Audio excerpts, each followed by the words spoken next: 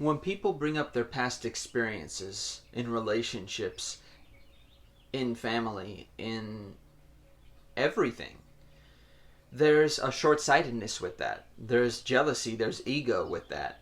Especially in a healthy, happy, and loved and maintained relationship. There's jealousy, there's ego, there's an impertinence to say, I know better. I know better. Why would you do that? I know better for you. That's where I experience so much of people's experiences being told to me. Oh, I know better. That's not what people want. That's not what someone you would get with once. That's not even close. But that's just their failure talking. That's their failure in past relationships and past actions that they've been taking. And they're living in those mistakes. They're living in those manifestations instead of creating a foresight that is directly correlated to our hindsight afterward. In hindsight, we know better, right? In short-sightedness, we only know what we experience. So in hindsight, we can always look back and say, oh, I could have done this so much better. I could have done this so much better. I got a lot of examples of that. But I've manifested now no longer being short-sighted in the present. That's all it is. I know what short-sightedness means. I pretty much did it every step of the way because that's the only way I could be around the people I was around. They didn't offer much except for me to hide my short-sightedness from my own self. That's literally how much it took out of the energy that I output and took in from theirs. That basically correlated to, I can't look at this even for hindsight of the best conclusion because there is no best conclusion. I didn't have any hindsight for it because I still don't. Because there is no hindsight for something that is so correlated into death of your momentum.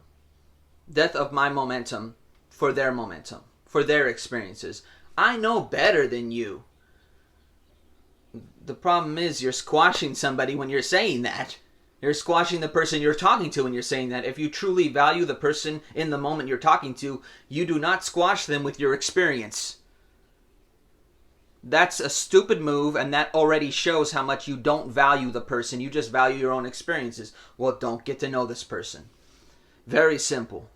Very simple. And I've had a lot of resolve now because of it. I've pretty much talked myself out of talking now. Not because I needed to, but because, hey, you know what? I don't need to talk to this person any further because they're already showing that they don't value who I am in the moment. They value their own experiences. Go ahead, value your experience. But don't slap me around the face for it. You know, that's your experience. Be happy with it. But people are not happy with their experiences. Why would they be? They have a short-sightedness. They can't carry their imagination for themselves. They have to carry somebody else, slap them around the face, and then they'll feel better. Not really, though, because they'll have to continually do that. If you have to continue to do an action that's only smashing somebody else like that, then you're literally saying, I don't value you, I never will, and I can't see the value of living unless I don't value you. Damn! That's a lot of harboring anger and vengeance in your life. It's funny to me. That's why, personally, I enjoyed the way Zack Snyder took the direction of the Batman and Superman things, because I felt so much reaction from people because they didn't want to see their superheroes taken in a road that is their own. And it's hard to, because we can't imagine something so amalgamized and made of what we would like to be and would like to be indestructible with, but we don't just make it for ourselves. And I think that's important. We don't make our lives ourselves. We make a short-sightedness for ourselves so that we don't have to make a life for ourselves, so that we can always rely on others to slap around and get from and use. And I don't like that. That's abrasive. That's abusive. That's you don't know what other conclusion to make from that. Literally, that's saying that it's okay to be a victim and abuse the person that you're with too. But that's abuse right there. Or be around abuse when you're still a victim and you're putting someone else around that too. That's short-sightedness. That's not looking at the full picture of, oh, wait a minute, that's abuse too. I don't know how you could not see that conclusion, but that's exactly what's happened. And I just got out of all those things because I didn't want those conclusions for my life to be the only conclusion for my life. I didn't want to carry only short-sightedness. I didn't want to carry hindsight.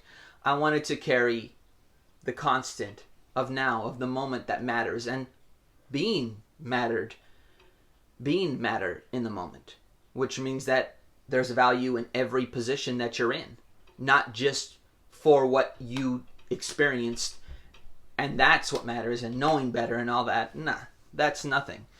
And that's not value of the person you're talking to.